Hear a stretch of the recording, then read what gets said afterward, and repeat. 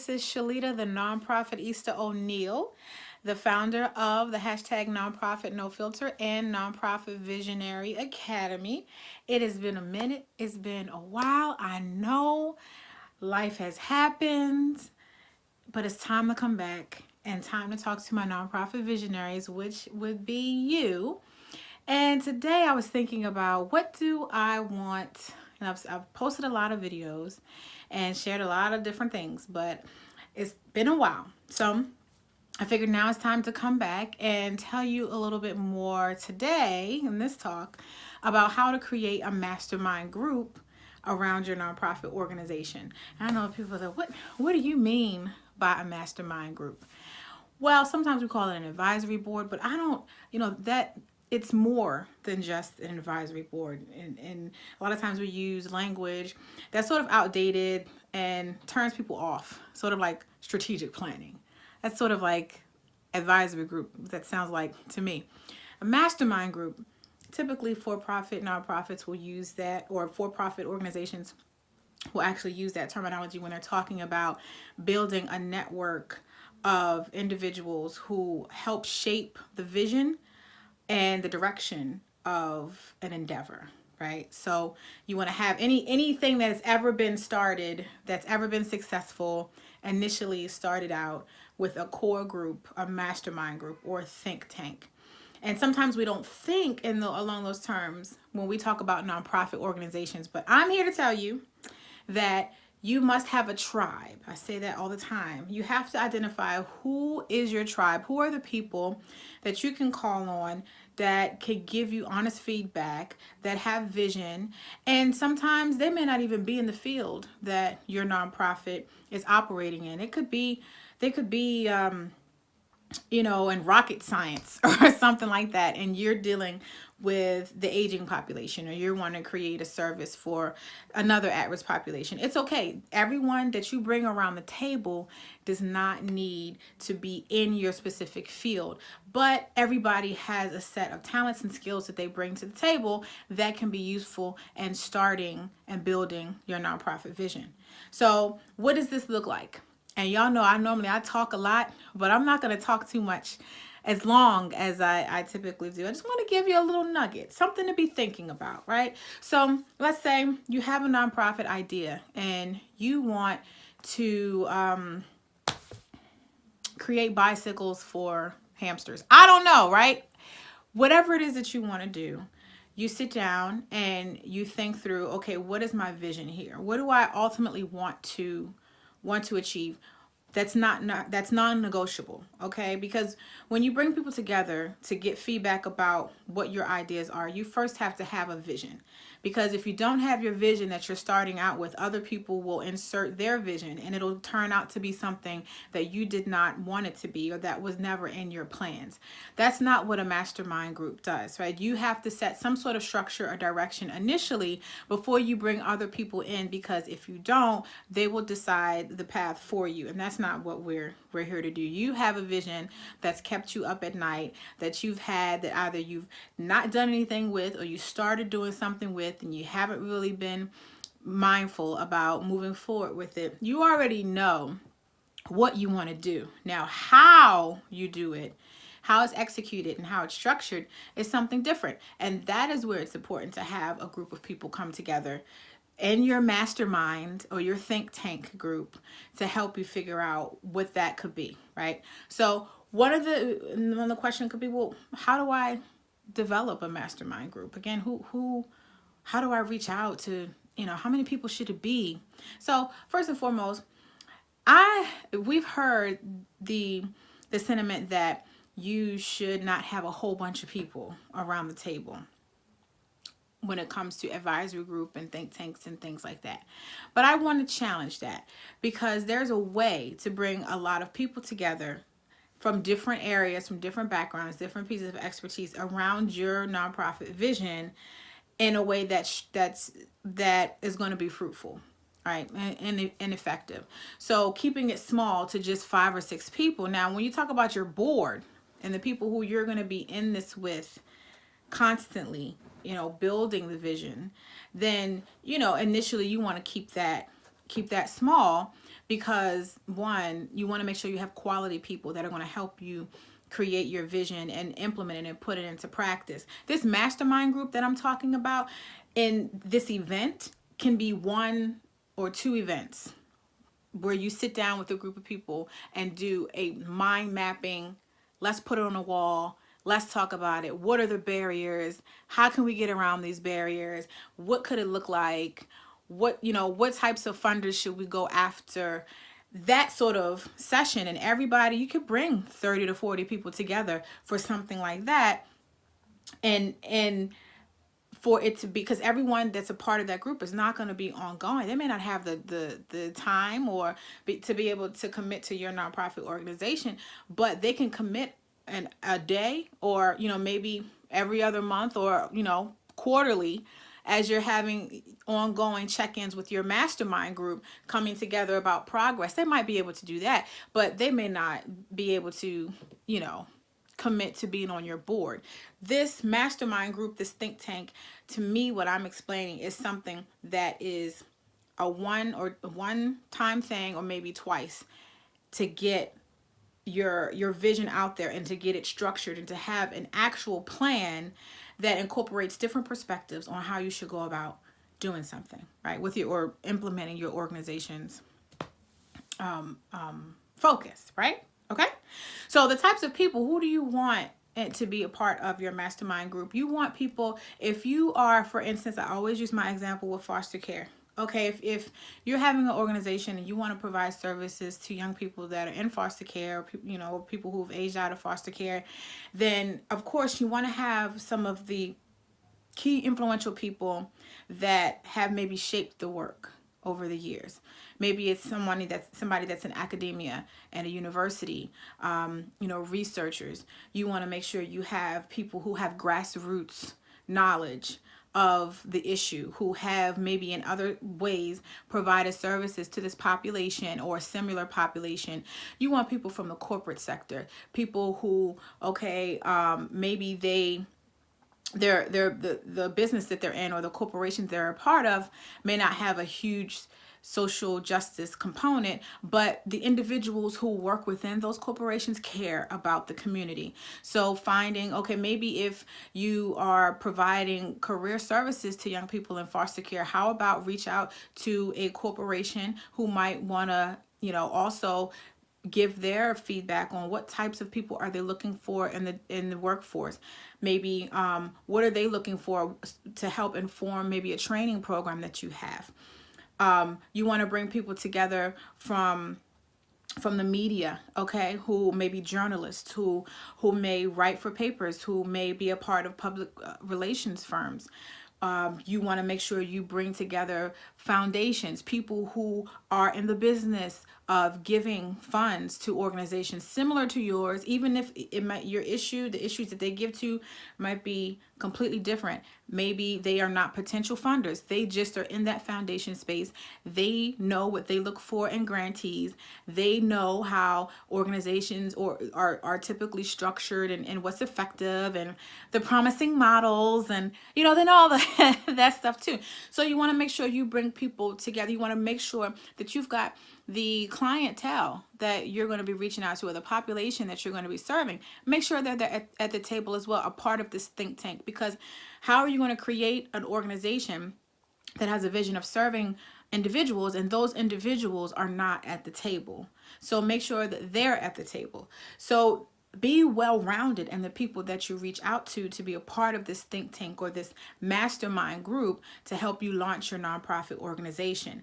And then what you do, you bring somebody like me in, who's a nonprofit development coach, but I've also very well versed in strategic planning, very well versed in mind mapping, because you need somebody who knows how to structure the entire event, right? Because you have a whole bunch of people with different types of ideas and that are coming from different places, but there's a way for everybody to come together and share that will be effective, where everybody is heard, where people are having fun, where things are written down and recorded. So there's a way to do this, to lead this grouping, so to speak, this mastermind group, that you would need someone like me to come in and be able to help pull ideas out of the people that are in attendance, and then make sure that it is fruitful, and you come out with a product and a plan that is flexible, that it's going to be a living sort of living document, so to speak, or an ongoing way or process that you do things, right? But you have direction. You have come out of it with an action plan, and with things that you're going to be working on, and you come out of it with, you know, who's doing what and how, and when to check back in with the different people who have said that they want to be a part of the ongoing implementation of your organization. Okay, so and it can be fun. Y'all know me. You know, we're gonna have fun. We're gonna, relate to each other. It's gonna be great, but we're gonna get some work done. We're gonna get results. So, in a nutshell, okay, because it's been about 10 minutes, and I promised myself I'm gonna keep these videos shorter because we're all pretty busy. We all have things going on. But what I wanted to just let you know, as your nonprofit development coach, is when you're thinking through your nonprofit vision, you also want to be thinking about people you want to bring together in a mastermind group. It could be, again, it could be an ongoing thing if you want it to be. But typically, you get people together. This is a launch, right? You're brainstorming about this organization and what you want it to look like. You already know what you want it to do, but how you actually move forward in the work. You want to reach out to people who have different pieces of expertise that could come together to help you create a plan that's going to be realistic and that's going to be effective, that you can actually make sure you launch your organization forward. Because a lot of times we go through trying to figure things out as we go, and we're not as effective. It takes us 10 times longer to launch that program, or 10 times longer to get that funding, because we're operating in a bubble and we're not allowing others to give their perspective and expertise, because everybody has something to offer and to contribute to you, okay? So it's different than your board. Your board is a smaller group of individuals who are going to help you move the work forward, who are going to be active day to day, right? And as it pertains to the governance and the direction of the organization. That's a smaller group, because you don't want 40 board members. You first starting out, just managing people's personalities is going to be crazy. Okay. Maybe when you get, you about $500 million organization and you got everybody, you got somebody that can just manage the board. But right now, what we're talking about is this board is different than the mastermind group. Your board are the people that are going to be doing the work. It's a smaller group of people. Your mastermind folks, bring 30 to 40 people together. Rent a room at a library for about 5 or 6 hours, okay? Or a local incubator. There's all kinds of spaces now that would accommodate a meeting like this. Make sure you have whiteboards on the walls, okay? Or you have space to write and to envision and to map out, right? Because you're going to be throwing out questions. You're going to be getting answers. A lot of people are visual, like myself. So when you're in a mind mapping or a mastermind meeting, people are going to need to be jotting things down on the wall. This is an innovative, creative sort of space. Make sure you get some snacks and stuff. Feed your people, okay? Can't have them in there hungry being creative. Hungry and creative don't go together, okay? So make sure you feed your people. This is what I'm talking about. A structured day, a solid day where you've got a bunch of 30 to 40 people from different walks of life. What are those walks of life? Like I said before, get some people who are well versed in public relations, because you're going to need to be able to get your organization out there. You're going to need to be able to, was it television, print, how to use social media. Once you get your message established, you're going to need a way to get it out there. People just don't pop up on the Ellen show just because. People just don't get an interview with Oprah just because. There are people behind the scenes, whether it's them or they have a team or a PR firm that actually reaches out to these shows, sends the letters, puts your information out there. It's work, okay, that goes on behind the scenes, and it's strategic, and you need to include people who know what that work is. So make sure you've got your media people there, your public relations people there. Make sure you have You're people who, as much as you can, the people who are in those fields that you're connected to or know someone who's connected to that's influential, that has been instrumental in either progress that's been made in that field. You want to be respectful. I mean, they put the work in. They've got definitely something to contribute to the conversation if you can. Now, some people are cliquish, they're full of politics, and they're snobby, and they don't want to be a part of stuff. Forget it, you don't need them. But for those people who are like, hey, I created this model in the field that you're in, I want to be a part of that. So reach out to the people that are inside of that field who can speak to the issues and speak to the progress and speak to what's really going on. Make sure you include fundraisers or people who know how to not just write grants, because that's going to be my next video. Grant writing is not fundraising, but not just writing grants, but people who understand relationships, people who understand how to raise friends, so to speak, and maintain those types of relationships. Have them at the table.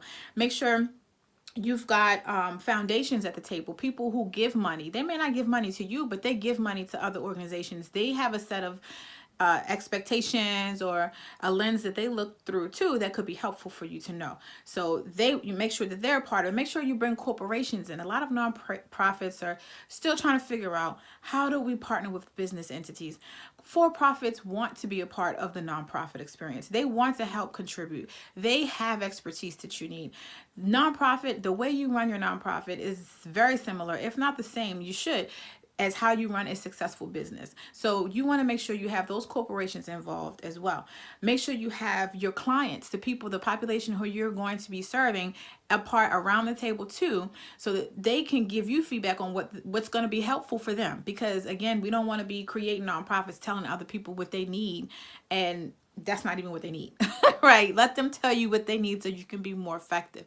That's just a couple of examples. You want to make sure you've got researchers, people from the university on, who cares, or has knowledge of your issue or the cause that you care so much about, that you're going to be introducing with your nonprofit. Make sure you have the people who are your board definitely needs to be there, okay? Because they need to be there. They need to be involved in everything, at the core of everything, because they are the ones that are going to be helping you carry this work forward. Okay, so that in a nutshell, that is what when I was thinking of the Mastermind Group, the Mastermind sort of think tank, okay, to bring together, and what that could look like. You definitely need someone to help coordinate and facilitate that type of engagement, because 30 to 40 people, and making sure, again, that things go smoothly, that there's a process to it, that things are recorded, that there's responsibilities assigned. There's a lot of different moving parts that go to it, but you don't have to worry about that. So you get somebody like me, who's a nonprofit development coach, or someone who is well-versed in strategic planning. Again, I don't like to use that word. It's so boring. Someone that's well-versed in think tank, innovative, creative development. I don't know. I'll make up a word for it. Y'all help me think about it. But you know what I'm saying. So bring me in to help you with that, because again, it's a way that you need to do it, and you want to make sure that you're effective, because you don't want to waste people's time. Number one, you're getting 30 to 40 people together. You better know what the flow is going to be like, and what you want to get out of it, and because you don't want to waste people's time. And then I'll tell you a secret. The people that you get involved, because a lot of people will say, well, I'm still trying to find board members, or I'm trying to find funding. If you involve the right people in this mastermind think tank, change the world conversation, these are the people that are going to help you do it. So you might engage a funder who maybe they've never, a potential funder from a foundation, they've never given to you, maybe you know of people, maybe they've funded, but when you include them as part of a conversation, you start to open up their mind and their perspective about what's possible. And they see, one, if it's well organized and you have someone like me at the front of the room helping to facilitate the conversation, they see you in a different light. And there might be something that they didn't think about before, that they, in a way that they can support you, that now becomes very clear because they're in the room and they get to see and hear your vision, and so many other people are part of the conversation. That corporation that you have around the table that maybe does not have a nonprofit focus but has some technical skills that they can bring to the table to help you as you develop your structure, they might think differently about how they can support you. Maybe they can get their employees in to get you some volunteers for some events. Maybe they can help you sponsor one of those events that maybe comes out of the conversation that you believe now that you should have. Maybe they can be an integral part in expanding a program that you have. You get where I'm going. Maybe that PR company might want to donate some time to you because now they fully understand your mission and what's going on, and they want to help you make it real. So they'll donate some time, or maybe at a discounted rate, to help get your message out because they were part of helping to create it. Maybe, those clients that you have at the table are going to help you create a program that makes sense for them so that you actually can create or meet your outcomes, right? And that you are setting as your organization, because it wasn't something from your own perspective you just thought, oh, this makes sense to me, but you actually bring in people who, they are still there, right? And their perspective is different and they need A, B, and C. You won't know that if you don't invite them to be around the table. Maybe that university or that researcher that you bring in that has a wealth of knowledge of your cause and your issue, maybe they might want to do a research project for you, or maybe they might want to get you connected to some universities who might want to fund your project or might want to be of a resource. You get my drift? When you bring these people together, you never know what's possible. Not only are they helping you in that moment structure your organization to be effective, but they may very well help you bring some of those pieces together in the months and weeks and years to come as you build your nonprofit empire. All right? So I hope that was helpful. That was 21 minutes. And if you, as always, if you have any additional questions, maybe there's a topic that, I didn't touch on, or maybe I said something and it was unclear, or you want a little bit more information about it, make sure you, in the comment box below, you let me know that. Make sure you visit www.shalitaoneal.com to see how, if you need some additional one-on-one support, I have a boot camp that's going to be coming up, an 8-week boot camp starting in the beginning of February, which I'll put the link below for that as well. And you can also get access to that information from my website. Maybe you just want to get an idea of a little bit more specifics around what your mastermind think tank change the world group should look like. Well, I'm open to doing a free initial call, just to get an idea of what your vision is and how I might be able to help you. So again, shalitaoneal.com. Make sure you check me out. Make sure you reach out to me and let me know how I can be of support to you. Okay? All right. So that's it for my talk today around your mastermind. Start getting your mastermind group together. Okay? And call me if you need me. But until next time, be blessed.